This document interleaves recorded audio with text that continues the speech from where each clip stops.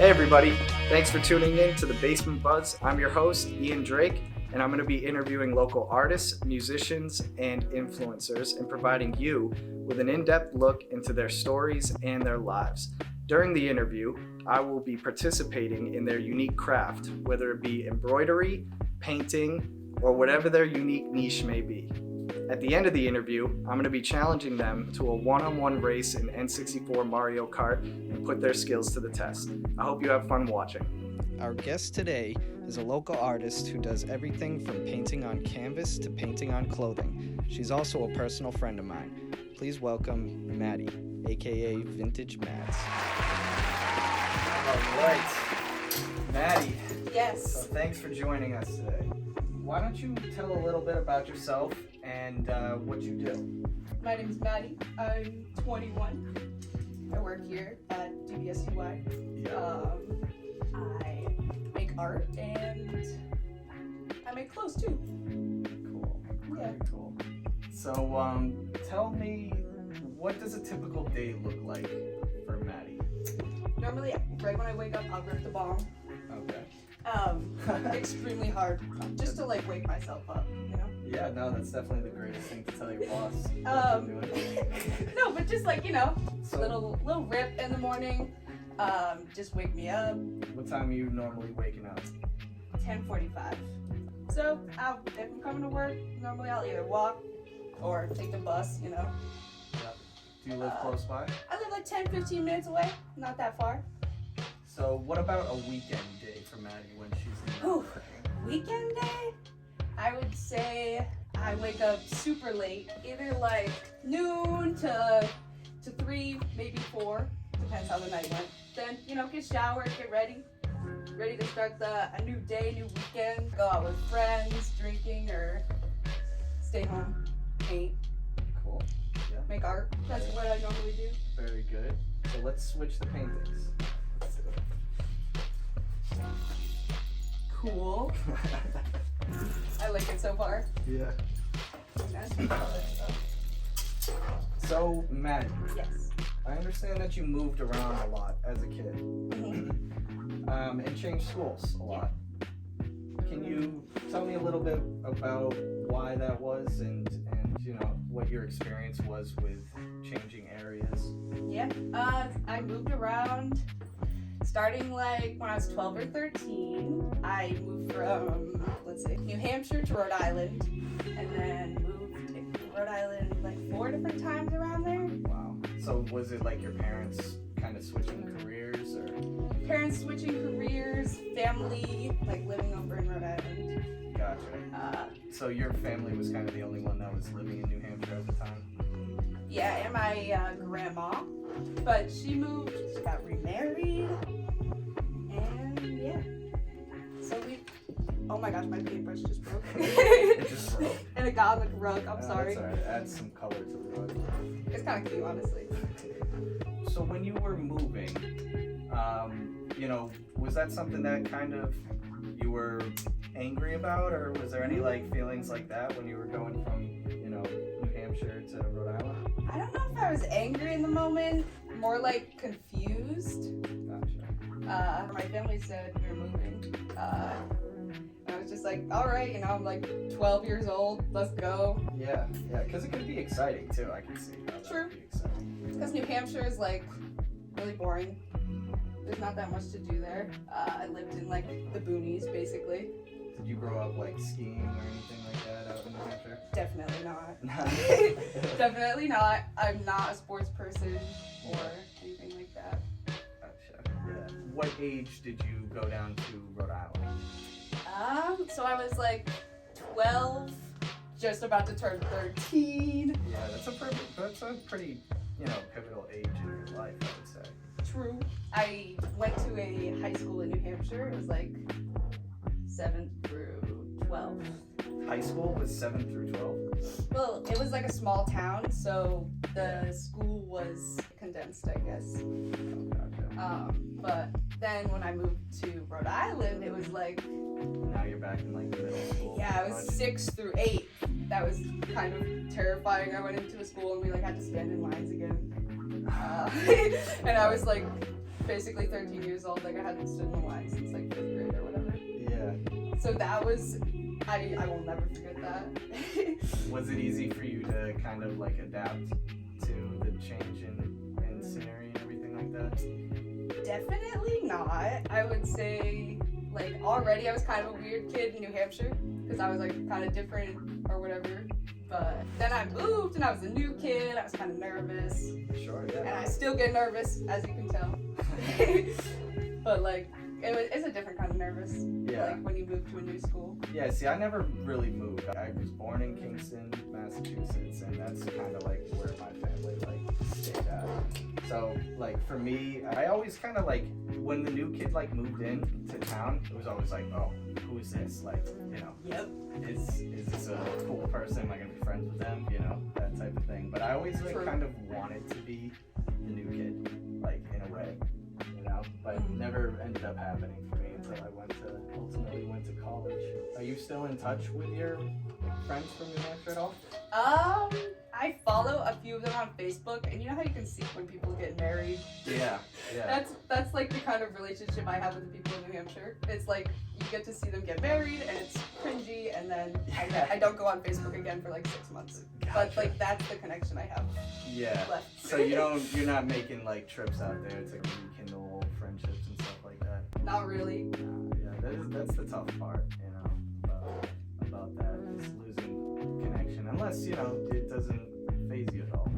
I feel like, I don't know, I was so young, like I didn't have like, you know, like crazy best friends or Yeah, like sure. that like connection that you get with somebody. Right, yeah, I totally don't even associate with a lot of people that I was friends with that, in that age group, you know. Yeah. So were you always into art, like from New Hampshire, even down, you know, like starting in New Hampshire? Like when did you realize that this was like definitely a passion of yours?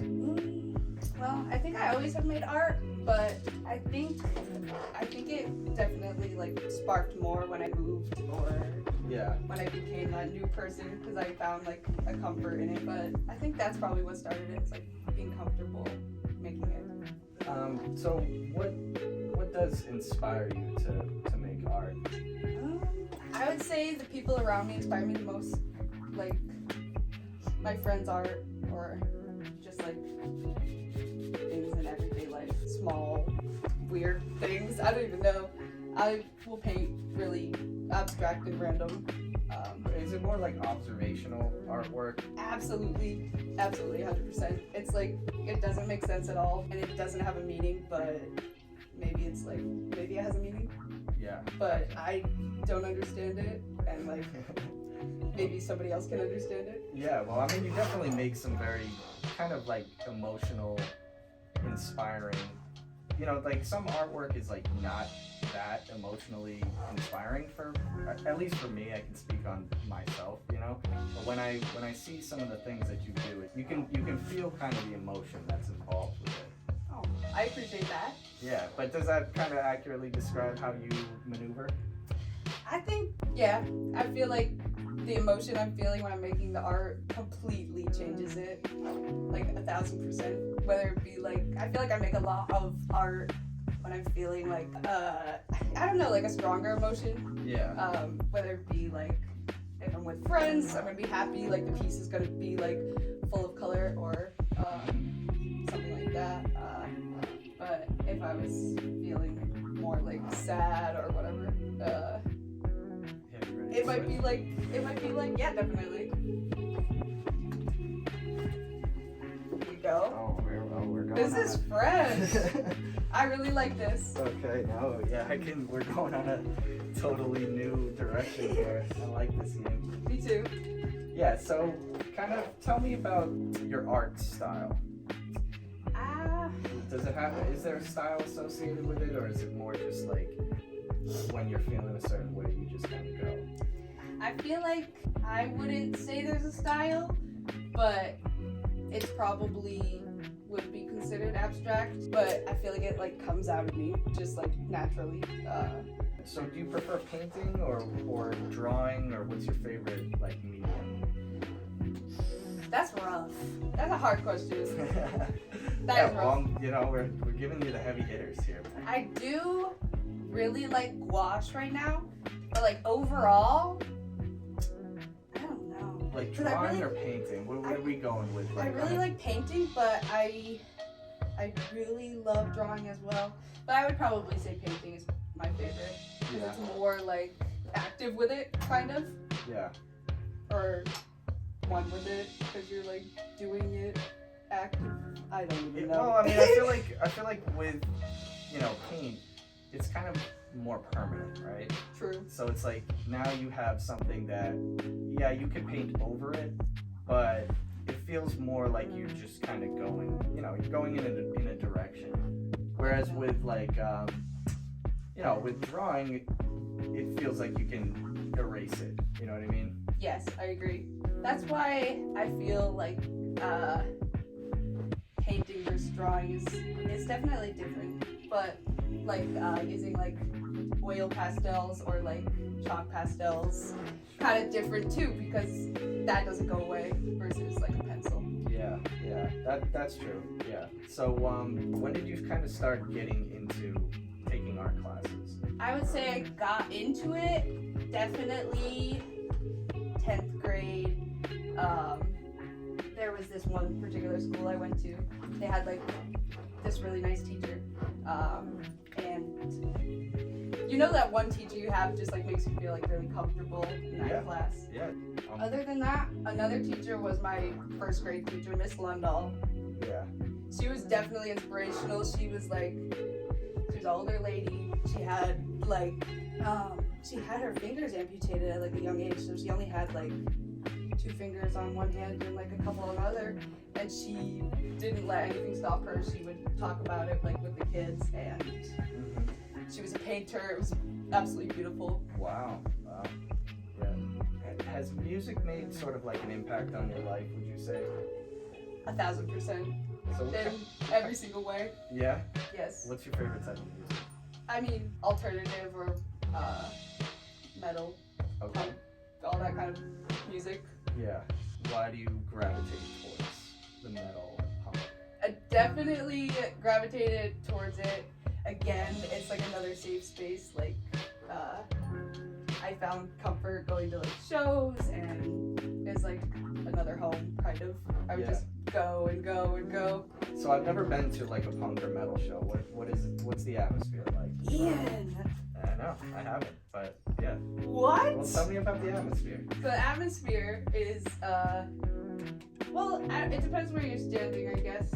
I think the pit is probably the fun spot to be. So where are they like held? Is it kind of like, I imagine. Where are they held? Yeah. Like shows? I imagine it being in like a basement, like somewhere, some random. Definitely, there's like basement shows, like random ass, abandoned houses, stuff like that. Okay. Really? Abandoned houses? Oh yeah, Wow. definitely. Like in Rhode Island abandoned houses, or like in... Rhode Island, like literally all over. I've been to one like in Boston. Wow. Yeah, but then there's also like show houses, and those are fun. But then also the like venue style is fun too.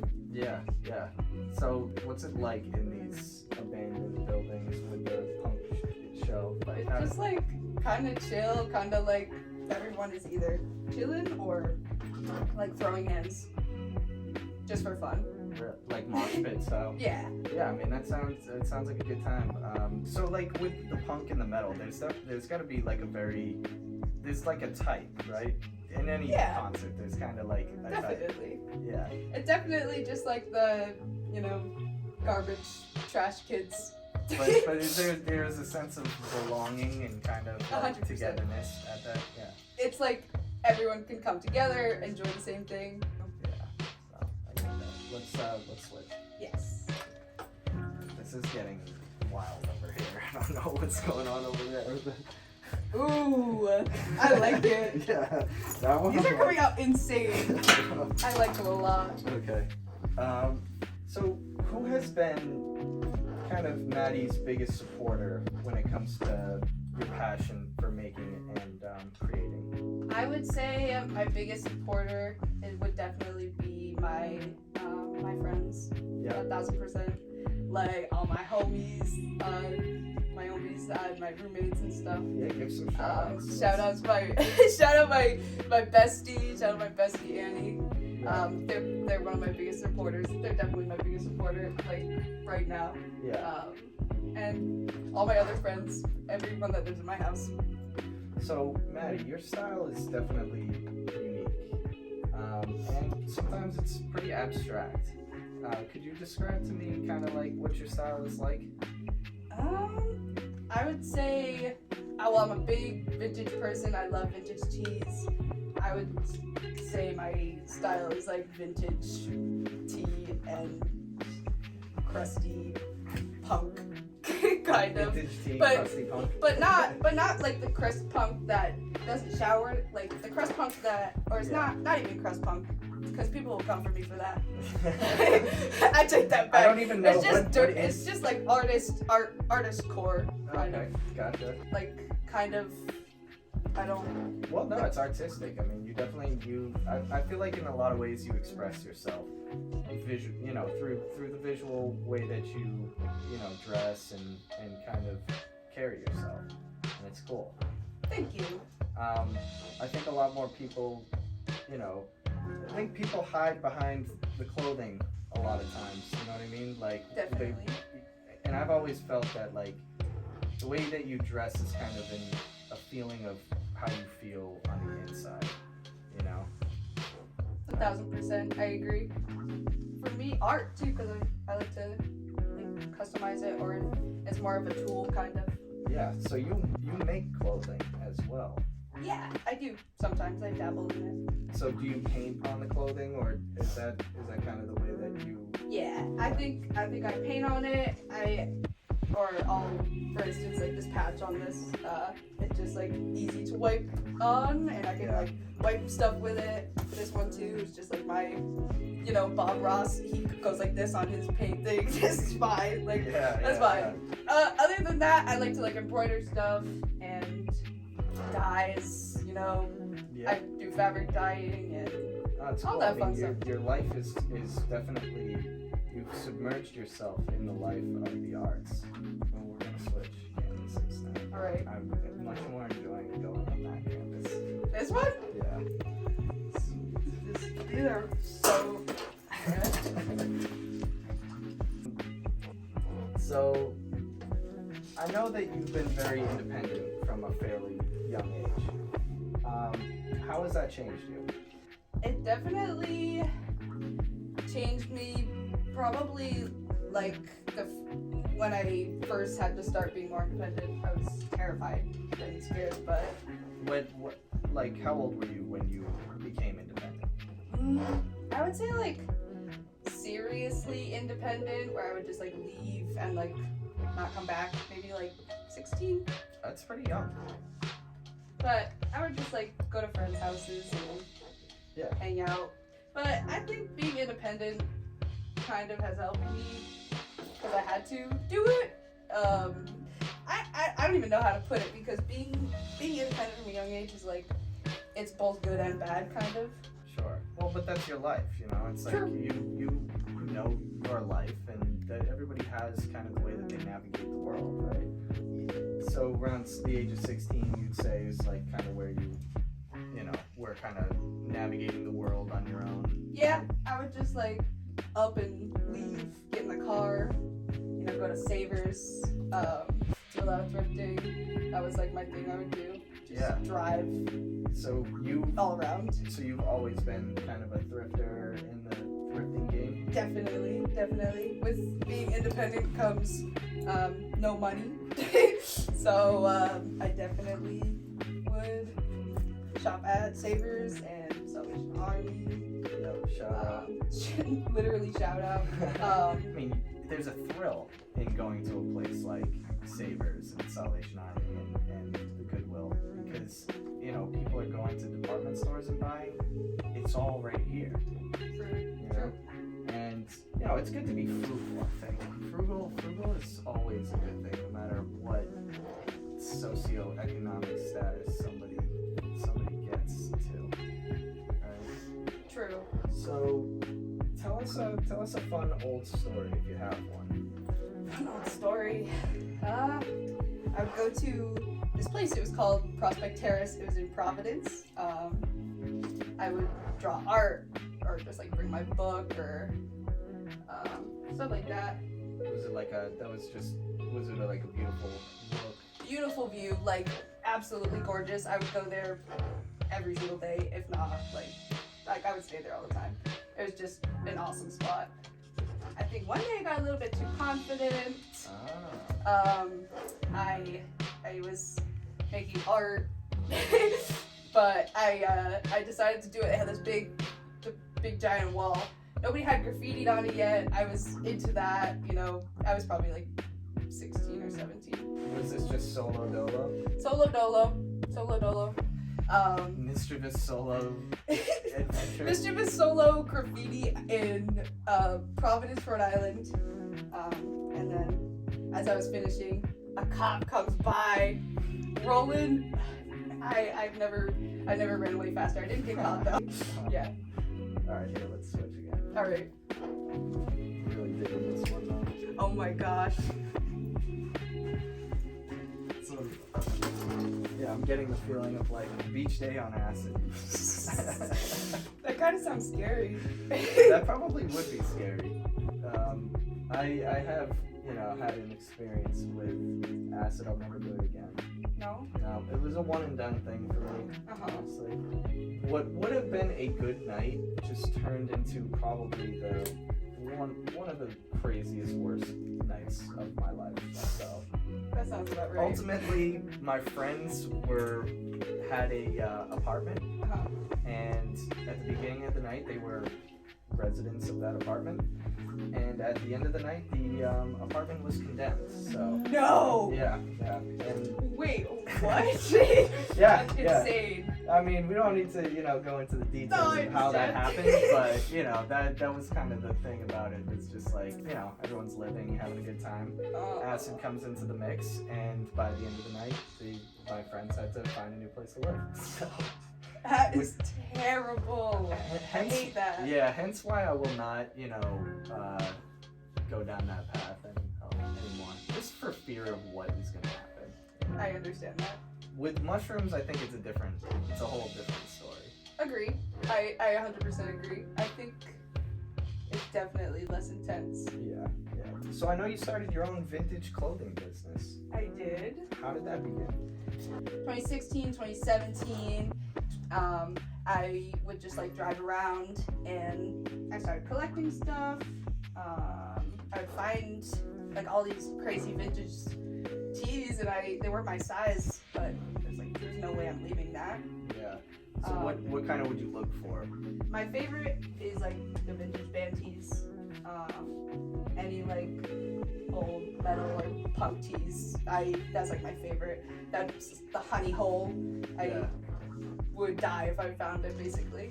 So I started selling it online, just like a couple things here and there, like Depop or flea markets. I used to do the Providence Flea, a couple other ones. There was like the arcade in Providence. I did pop-ups there. The arcade in Providence? It's called the Arcade. There was a couple vintage stores in there.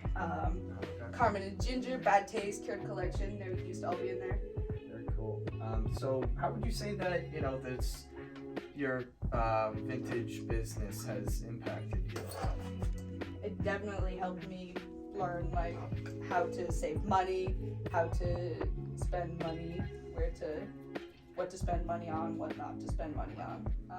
Right, because having a business it gets pretty serious, and there's a lot to it, and I feel like there's a lot to learn from it, So now that we're wrapping up, let's sign these. Yeah. All right. Let's do it.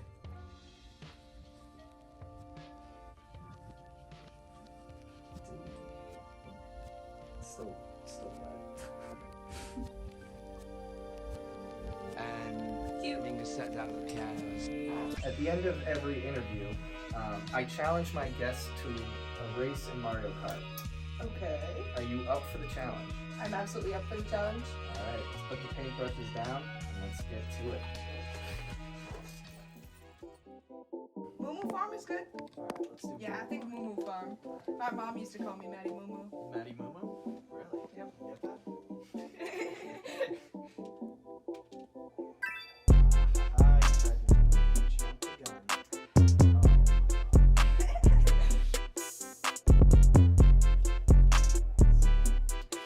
Wait, how do you use your thing? my god. The bottom one.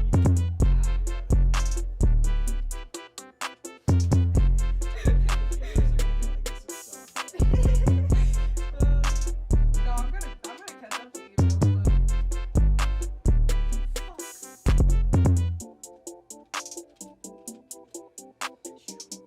What happened, Mads? Fucking got. I don't even know. I went to the fence. Now I blew up with a bomb. With a.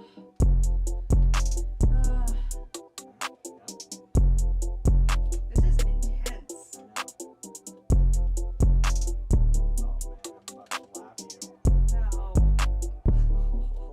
Here we go again!